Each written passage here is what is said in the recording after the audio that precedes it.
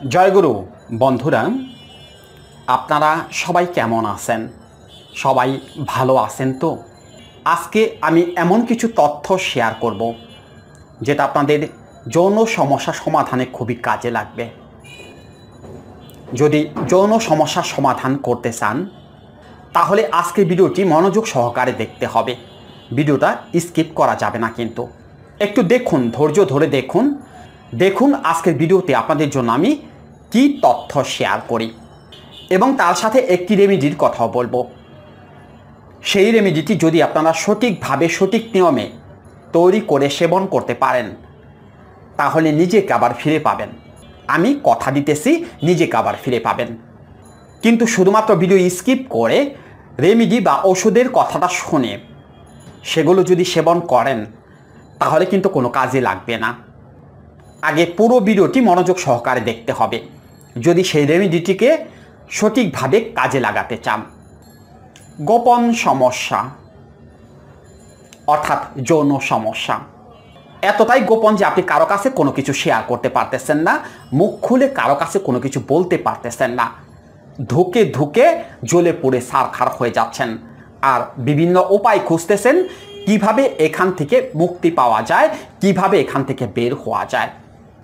মানুষ যখন নিজের অস্তিত্ব সংকটে পড়ে, যখন দেখে তার সংসার টিকতেছে না, যখন দেখে তার ব্যক্তিত্ব নষ্ট হয়ে যাচ্ছে, তার পৌরসত্ব নিয়ে গোপন তথ্য ফাঁস হয়ে যাচ্ছে, তখন তারা কি করে?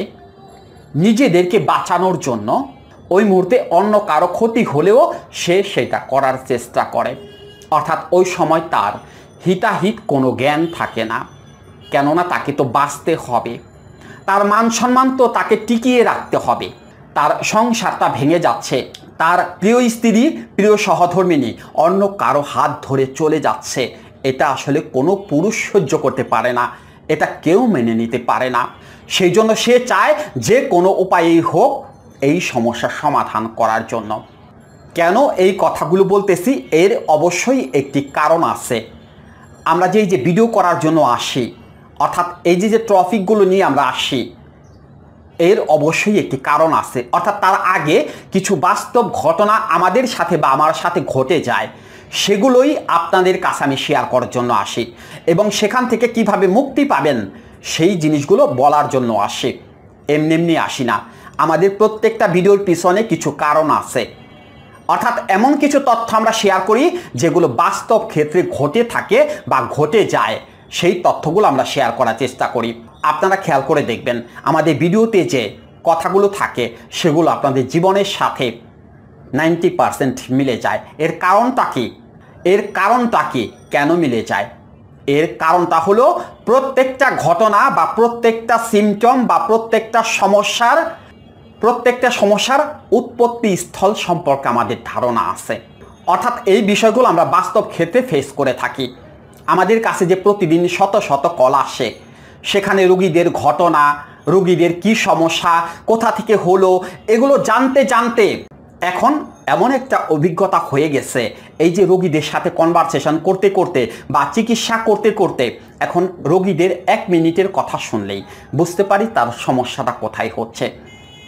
এটা সম্পূর্ণ দয়ালের কৃপা, অর্থাৎ মহান স্রষ্টার কৃপা ছাড়া এটা সম্ভব হয়নি। এই তথ্যগুলো আপনাদের কাছ থেকে আমরা নিয়ে থাকি, এটা কোনো জাদুটোনা মন্ত্র করে না, এমনিতেই জেনে যাই। এর কারণ হলো রোগীদের সাথে অতিরিক্ত কনভারসেশন করা হয়। আবার আইবিএসের রোগী যারা আছে তাদের যে তথ্যগুলো আমরা শেয়ার করে থাকি সেগুলো আবার বাস্তব ক্ষেত্রে ঘটে থাকে। অর্থাৎ আমার চোখের সামনে সেই আইবিএস রোগীদের যে সিমটমগুলো আমি দেখি সেগুলোই আপনাদের মধ্যে আমি শেয়ার করে থাকি। সেই জন্যই আপনাদের জীবনের সাথে আমার কথাগুলো 100% মিলে যায়। এর কারণ এইটাই, এটা কোনো জাদুটোনা মন্ত্র কোনো কিছু না। এবার আজকের একটি ঘটনা আপনাদের কাছে আমি শেয়ার করি। অর্থাৎ একটু আগে যে কথাটা বললাম, একজন মানুষ বিপদে পড়লে সে কি করতে পারে, অর্থাৎ সে তার বিপদ থেকে রক্ষা পাওয়ার জন্য সে চাইলে পরে একজন মানুষকে ধ্বংস করে দিতে পারে। কেননা তার ব্যক্তিত্ব টিকিয়ে রাখতে হবে, তার পৌরসত্ব টিকিয়ে রাখতে হবে, সেই জন্য সে সব কিছু করতে রাজি থাকে। আজকে সকালে এক ভদ্রলোক আমার কাছে কল করে বলতেছেন, গুরুজি আপনার কাছে কি মেয়েদের যৌন শক্তি নষ্ট করার জন্য কোনো ওষুধ আছে? আমি তো হতবাক হয়ে গেছি।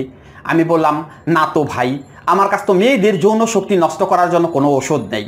তো আপনি একজন পুরুষ মানুষ, আপনি হঠাৎ করে কেন চাচ্ছেন? কোনো মেয়ে যদি আমার কাছে কল করে বলতো যে আপনার কাছে কোনো এরকম ওষুধ আছে কিনা, তাহলে আমি কোনো কিছু মনে করতাম না। আপনি একজন পুরুষ মানুষ, আপনি কেন চাচ্ছেন আরেকটি মেয়ের যৌন শক্তি নষ্ট করার জন্য? এর কারণটা কি? তখন সে চুপ করে আছে, কোনো কথা বলতেছে না। আমি বললাম, ভাইরে, কারো কোনো কিছু নষ্ট করার চেষ্টা করেন না। আগে আপনি স্বীকার করেন যে দুর্বলতা আপনার, অর্থাৎ আপনি পারতেছেন না, আপনি অক্ষম, আপনার পৌরসত্ব নষ্ট হয়ে গেছে। সেই জন্য আপনি চাচ্ছেন হয়তো আপনার প্রিয় মানুষটিকে, আপনার স্ত্রী বা সহধর্মিণীকে নষ্ট করে দেওয়ার জন্য। কথাটা ঠিক কিনা? তখন সে বলতেছে, হ্যাঁ গুরুজি, কথাটা ঠিক আছে। আমার আরও 2-3 বছর আগে থেকেই এই সমস্যাটা হচ্ছে। অর্থাৎ এখন আমার কোনো কাজ করে না, কিন্তু আমার স্ত্রীর চাহিদাটা অনেক বেশি। আমি কি করব? আমি তো অসহায় হয়ে গেছি, আমার তো সংসার টিকতেছে না, সারাক্ষণ ঝামেলা লেগেই আছে। আমি এখন করবোটা কি? সেই জন্য আমি চাচ্ছি যদি কোনো একটা ওষুধপত্র গোপনে খাওয়াই দিয়ে আমার স্ত্রীর ওইটা নষ্ট করে দেওয়া যায়, তাহলে তো অন্তত আমি বেঁচে যাই। আমি তখন ওনাকে বললাম, এটা কি কোনো পথ হলো? এটা কি কোনো সঠিক পথ? আপনি আপনার স্ত্রীর জীবনটাকে নষ্ট করে দিতে চাচ্ছেন, তার অধিক চাহিদা আছে, সেটাকে আপনি নষ্ট করে দিতে চাচ্ছেন আপনি নিজে বাঁচার জন্য। আপনি কি এভাবে বাঁচতে পারবেন? আপনি কি আপনার বিবেকের কাছে হেরে যাবেন না? তার চেয়ে বেশি ভালো হয় না যদি আপনার সমস্যার সমাধানটা আপনি করে ফেলতে পারেন? তাহলে কি সবচেয়ে বেশি ভালো হয় না? তখন ওই লোকটা বলতেছে, হ্যাঁ গুরুজি, আমি তো সেটাই চাচ্ছিলাম। 2টা বছর ধরে তো আমি অনেক কিছু করেছি, অনেক চেষ্টা করেছি, হালুয়া থেকে শুরু করে এমন কোনো কিছু বাদ দেইনি। আমি যে যা বলেছে আমি তাই সেবন করেছি, কিন্তু আমি তো পারিনি, অর্থাৎ আমার সমস্যার সমাধান তো হয়নি। আমি ওনাকে বললাম যে আমি কিছু প্রশ্ন আপনাকে করবো, আপনি একেবারে সঠিকভাবে জবাব দেওয়ার চেষ্টা করবেন। পরে বলতেছে, হ্যাঁ গুরুজি করুন। আমি বললাম, আপনার পেটের সমস্যা আছে না?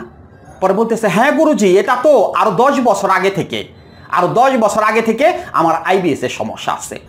আমি বললাম, সেই IBS হওয়ার আগে আপনি এরকম কিছু সমস্যায় পড়ছেন কিনা আপনি দেখুন তো, আপনাকে আমি বলি, আপনি দেখুন তো মিলিয়ে যে এগুলো ঠিক আছে কিনা। পরে বলতেছে, হ্যাঁ গুরুজি বলেন। আমি বললাম, আগে থেকেই আপনি খুব বেশি একরোখা ছিলেন, কারোর সাথে খুব বেশি মিশতে চাইতেন না, একা একা থাকতে পছন্দ করতেন, কাজকর্মের প্রতি কোনো মনোযোগ আপনার ছিল না, আপনার মেজাজ সারাক্ষণ খিটখিটে থাকতো, এবং একটা চিন্তা মাথার মধ্যে ঢুকে গেলে সেই চিন্তা আর মাথা থেকে বের হইতো না। অর্থাৎ একটা জিনিস নিয়ে আপনি সারাক্ষণ ভাবতে থাকেন। কথাটা ঠিক কিনা? পরে বলতেছে, গুরুজি 100% ঠিক আছে। আমি বললাম, আপনি খুবই সন্দেহবাতিক একজন লোক ছিলেন আগে থেকেই, অর্থাৎ IBS হওয়ার আগে থেকেই আপনি খুব বেশি সন্দেহবাতিক লোক ছিলেন। আপনি খাবার খাইতে গেলে সন্দেহ করতেন, আপনি ঘন্টার পর ঘন্টা গোসল করতেন, আপনি একই কাজ 3-4 বার করতেন, আপনি সারাক্ষণ দুশ্চিন্তায় থাকতেন, অর্থাৎ কোনো সময় আপনি রিল্যাক্স থাকতে পারতেন না, এমনকি আপনি কারোর সাথে হেসে কথাটা পর্যন্ত বলতে পারতেন না। কথাটা ঠিক কিনা? পরে বলতেছে, গুরুজি আপনি তো আমাকে দেখেননি, কিন্তু আমি বুঝতে পারতেছি না এই তথ্যগুলো আপনি জানলেন কোথা থেকে। আপনি যা বলতেছেন সব কিছু ঠিক আছে, আমার মধ্যে এই সমস্যাগুলো 100% আছে। তখন আমি ওনাকে বললাম, আপনি আগে থেকেই মানসিক রোগী, অর্থাৎ আপনি সূচিবায়ু রোগে আক্রান্ত ছিলেন অনেক আগে থেকেই, এবং আপনার মধ্যে প্রচুর পরিমাণে ডিপ্রেশন ছিল। আমি আরও যদি কিছু তথ্য বলি আপনি অবাক হয়ে যাবেন। আপনার ছোটোবেলার কিছু ঘটনা আমি জানি, অর্থাৎ আপনি কী পরিবেশে মানুষ হয়েছেন, কতটুকু মানসিক চাপের মধ্যে আপনি মানুষ হয়েছেন, সব কিছু আমি জানি। অতএব আমি আর ওই সম্পর্কে কোনো কিছু বলবো না, শুধু আপনাকে বলবো যে আপনার এই সমস্যাগুলো হয়েছিল কিনা, ঠিক আছে কিনা বলেন। পরে বলতেছে, হ্যাঁ গুরুজি ঠিক আছে। আমি বললাম, এই যে আপনি ওষুধ খেয়েছেন, আপনি বললেন অনেক চিকিৎসাপত্র করিয়েছেন, কেউ কি আপনাকে আগে বলেছিল যে যৌন সমস্যা সমাধানের আগে আপনার পেটের সমস্যার সমাধান করুন? কেউ কি আপনাকে বলেছিল? পরে বলতেছে, না না গুরুজি, কেউ তো বলে নাই, তবে পেটের সমস্যার জন্য আমি আলাদাভাবে চিকিৎসা করিয়েছিলাম। আমি তখন ওনাকে বললাম, আপনি যখন পেটের সমস্যার জন্য চিকিৎসা করিয়েছিলেন তখন কি কেউ আপনাকে বলেছিল, অর্থাৎ কোনো ডাক্তার বা কবিরাজ আপনাকে বলেছিল যে আপনি যে মানসিকভাবে অসুস্থ, আপনার যে মানসিক সমস্যা আছে, এটা কি কেউ বলেছিল? বলতেছে, না গুরুজি, এটাও তো কেউ কখনো বলেনি আমাকে। আমাকে ডাক্তার শুধু ওষুধ লিখে দিয়েছে, আর কোনো কিছু বলেনি। শুধু ডাক্তার মাঝে মধ্যে বলতো আপনি দুশ্চিন্তা করবেন না, এই কথাটা ডাক্তার মাঝে মধ্যে বলতো। আমি বললাম হ্যাঁ, ওটাই ছিল আপনার মানসিক সমস্যা। ডাক্তার তো আপনাকে বলতে পারেনি যে আপনি পাগল, অর্থাৎ আপনি মানসিক রোগী, এটা তো ডাক্তার আপনাকে বলতে পারেনি। আপনি মনে কষ্ট পাবেন সেই জন্য বলতে পারেনি, সেই জন্য ডাক্তার আপনাকে বলেছিল যে দুশ্চিন্তা করবেন না। আমি বললাম ওই দুশ্চিন্তার জন্য কি কোনো ওষুধ টষুধ কোনো কিছু খেয়েছিলেন? পরে বলতেছে হ্যাঁ ওষুধ খাইছি, কিন্তু চিন্তা তো আমার মন থেকে দূর হয় না গুরুজি, আমি এটার জন্য কি করব? তখন আমি ওনাকে বললাম এটার জন্য কেউ কি আপনাকে কখনো কাউন্সেলিংয়ের কথা বলেনি? অর্থাৎ যেটাকে সাইকোথেরাপি বলে, ওই রকম সাইকোথেরাপির কথা কেউ আপনাকে বলেনি? পরে বলতেছে না গুরুজি, কেউ বলেনি, কেউ আমাকে তো মানসিক সমস্যার কথাই বলেনি, আমাকে তো শুধু ওষুধ দিয়েই গেছে। আমি বললাম তাহলে আপনার সমাধান কোথা থেকে হবে? আগে আপনার মানসিক সমস্যার সমাধান করতে হবে। মানসিক সমস্যার সমাধান করলে পেটের সমস্যার সমাধান হবে, আর পেটের সমস্যার সমাধান হলেই আপনি যা খাবেন তাতেই আপনার সেক্স গ্রো করবে। তখন আর হালুয়া খেতে হবে না, তখন আপনি একটা কলা আর একটা ডিম খেলে পরেই আপনার সেক্স গ্রো করবে। অর্থাৎ আপনার সমস্যাটা ছিল মানসিক সমস্যা। তখন আমি ওনাকে বললাম দাদা ভাই, আরেকজনেরটা নষ্ট না করে আগে নিজে সুস্থ হন, আপনার নিজের পৌরসত্ব আপনি ফিরিয়ে আনুন, ঠিক এরকমভাবে আপনার পৌরসত্ব ফিরিয়ে আনুন।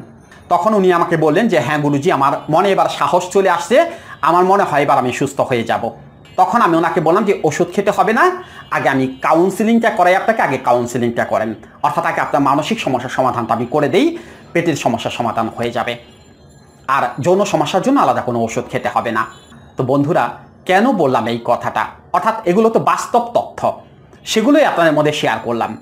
আপনারা তো না বুঝে হাজার হাজার টাকা খরচ করে বিভিন্ন রকমের ওষুধপত্র খেয়ে যাচ্ছেন, সমাধান হচ্ছে না, হওয়ার কথা না। কারণ আপনাদের সমস্যাটা হলো মানসিক, এই মানসিক সমস্যার সমাধানটা অবশ্যই আগে করতে হবে। এবং মানসিক সমস্যার সমাধান কখনো কোনো ওষুধ দিয়ে হয় না, সেটা হয় কাউন্সেলিং বা সাইকোথেরাপির মাধ্যমে, শুধুমাত্র কথার মাধ্যমে। কথার মাধ্যমে আপনার মনকে পজিটিভ করে দিতে হবে, আপনার মনের ভুল ধারণাগুলোকে ভেঙে দিতে হবে শুধুমাত্র কথার মাধ্যমে, তাহলে আপনি এমনিতেই সুস্থ হয়ে যাবেন। এবার আসুন সহজ একটি রেমেডি আপনাদের মধ্যে আমি শেয়ার করি। সেই রেমেডিটি করার জন্য 3টি উপকরণ লাগবে। প্রথম উপকরণটি হলো অশ্বগন্ধার চূর্ণ বা অশ্বগন্ধা পাউডার। দ্বিতীয় উপকরণটি হলো 1/2 লিটার পরিমাণ গাভীর দুধ বা ছাগলের দুধ। তৃতীয় উপকরণটি হলো 2 থেকে 3টি আজুয়া খেজুর। কিভাবে রেমেডিটি তৈরি করে সেবন করবেন? প্রথমে 1/2 লিটার পরিমাণ ছাগলের দুধ অথবা গাভীর দুধ ভালো করে জাল দেবেন। যখন দুধটা একটু গরম হয়ে আসবে তখন তার মধ্যে 2 থেকে 3টি আজুয়া খেজুর বিচিগুলো ফেলে দিয়ে ছেঁচনি দিয়ে ভালো করে ছেঁচে পিষে নিয়ে তারপর সেই দুধের মধ্যে দিয়ে জাল দিতে থাকবেন। এমনভাবে জাল দিবেন যেন দুধটা কমে চায়ের কাপের 1 কাপ পরিমাণ অবশিষ্ট থাকে। তারপর সেই দুধটাকে পাত্র থেকে নামিয়ে নর্মাল করে ফেলবেন। এবার এই দুধের মধ্যে 2 টেবিল চামচ পরিমাণ অশ্বগন্ধার পাউডার দিয়ে ভালো করে মিক্সড করে সেবন করবেন। অবশ্যই রাত্রিবেলা ঘুমোতে যাওয়ার আধা ঘন্টা বা 40 মিনিট আগে। কন্টিনিউ মাত্র 15 থেকে 20টি দিন আপনারা এই নিয়মে সেবন করে যান। দেখুন আপনাদের যৌন সমস্যার সমাধান হয় কি না, উত্থানজনিত সমস্যার সমাধান হয় কি না, আপনারা নিজেরা পরীক্ষা করে দেখুন। তবে শর্ত কিন্তু একটাই, যাদের আইবিএসের সমস্যা আছে তাদের কিন্তু এই রেমেডি কোনো কাজে লাগবে না। আগে পেটের সমস্যার সমাধান করতে হবে।